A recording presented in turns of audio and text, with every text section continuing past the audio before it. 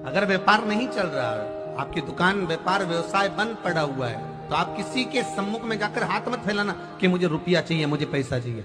आप तो एक कमलगट्टा पानी के जल में पात्र में डाल लीजिए और उसका जल शिव जी को चढ़ाना प्रारंभ कर दीजिए। अगर ये भी नहीं कर सकते तो कमलगट्टा शिव जी को चढ़ाकर फिर आप जल चढ़ाना प्रारंभ कर दीजिए। आपको केवल 2 हफ्ते करोगे, आपको धीरे धीरे अपने आप आपकी व्यापार अगर व्यापार नहीं चल रहा है, आपकी दुकान व्यापार व्यवसाय बंद पड़ा हुआ है, तो आप किसी के सम्मुख में जाकर हाथ मत फैलाना कि मुझे रुपया चाहिए, मुझे पैसा चाहिए।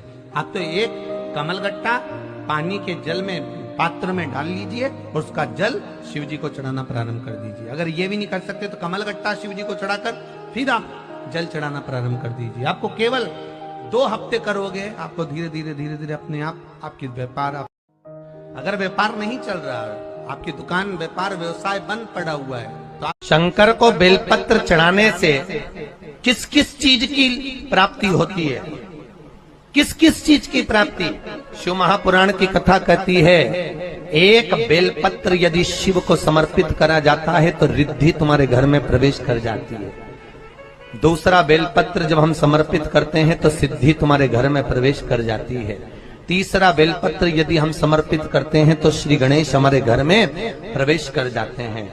चौथा बेलपत्र यदि हम समर्पित करते हैं तो भगवान नारायण लक्ष्मी को लेकर हमारे घर में प्रवेश कर जाते हैं। और 5वां बेलपत्र जब हम समर्पित करते हैं तो भगवान शंकर गोरा जी के साथ तुम्हारे घर में प्रवेश। शंकर को बेलपत्र चढ़ाने से किस किस चीज की प्राप्ति होती है? किस किस चीज की प्राप्ति? शिव महापुराण की कथा कहती है, एक बेलपत्र यदि शिव को समर्पित करा जाता है तो रिद्धि तुम्हारे घर में प्रवेश। तुलसी के क्यारे के सामने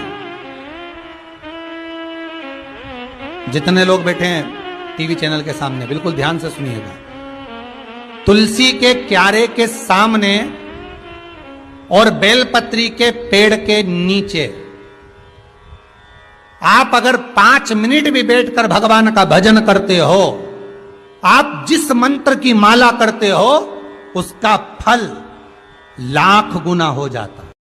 तुलसी के क्या कितना सुंदर कहा है। जब जिंदगी बहुत संघर्ष में चल रही हो, बहुत दुख का जीवन चल रहा हो, बहुत कष्ट का जीवन चल रहा हो, बहुत कष्टमय जीवन चल रहा हो, तब शमी के 5 पत्ते, शमी के 5 पत्ते, एक दुर्वा के साथ एक अक्षत चावल का एक दाना हल्दी में भिंगोया हुआ हो या केसर में भिंगोया हुआ हो, शमी पत्र 5, एक दुर्वा, एक चावल का दाना, जो दिल से हृदय से बेलपत्री के वृक्ष के नीचे पार्थिव लिंग का निर्माण कर कर मट्टी का शिवलिंग बनाकर प्रदोष काल में, मतलब शाम के समय पर शिवलिंग बनाकर उस पे जल चढ़ाकर, जो ये 5 शमी का पत्र, एक दुर्वा और एक चावल का दाना, अपनी कामना कर कर, जो दुख चल रहा है बाबा से विनय कर कर एक एक पत्ता जब समर्पित कर दे, फिर एक दुर्वा समर्पित कर दे, फिर एक चावल का दाना समर्पित कर दे और बाबा का वहीं पर पुनः विसर्जन